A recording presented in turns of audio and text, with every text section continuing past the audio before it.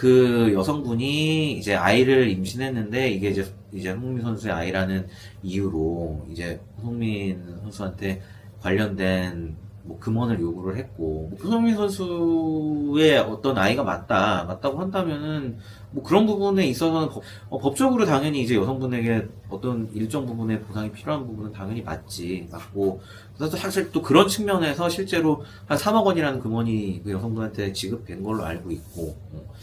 근데 이게 나중에 왜 문제가 좀 불거졌느냐, 그 얘기를 좀 나도 이제 서치를 해보니까, 그 지금 공범이라는 건 남자친구를 통해서 어쨌든 손흥민 선수가 알게 된 새로운 사실이, 당시 이제 임신했다고 연락이 왔을 때 이제 손흥민 선수 외에 다른 이제 남자도 만나고 있었고, 쉽게 얘기해서 뭐 양다리라고 해야 되나, 교제하고 있던 딴 남자가 있었고, 그 당시에 이제 아이가 실제 손흥민 선수의 아이인지 딴 동시에 교제하는 사람의 아이인지가 이제 확실하지 않다, 이런 부분들의 새로운 사실을 알게 된 거지. 알게 되고 뭐 약간의 좀 관련해서 뭐 추가적인 협박도 당하고 그런 부분이 있는데, 그렇게 돼서 이제 이게 공갈이라는 범죄에 성립하게 된 거예요. 왜냐하면 예를 들어 누구 아이가 확실하지도 않은 상황에서, 어떤 사실관계가 명확하지 않은, 권리가 없는 상황에서 얼마를 내놔라든지 이런 상황이면은 이 부분은 당연히 어떤 협박을 통한 어떤 금전갈취, 이런 부분의 문제가 당연히 될 수가 있거든. 그 말이 사실인지 아닌지도 모르고, 그리고 뭐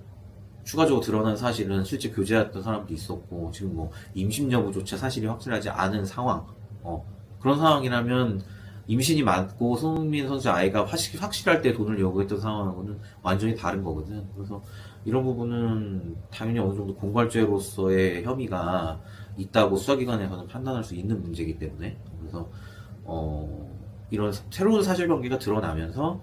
어떤 공갈죄로 수사를 받게 된 거고, 지인이나 남자친구라는 남성분도 그래서 공범으로 지금 또 공갈죄 수사를 받게 된 거고, 쉽게 얘기해서 뭐 공갈죄라는 게 어떤 폭행이나 협박, 뭐 폭행이야 당연히 없었지만 일종의 거짓말도 협박이거든. 거짓말도 협박의 수단이 되니까 거짓말을 통해서 금원을 갈취했다, 이런 부분들이 공갈죄 수사를 받게 된 부분인 거고,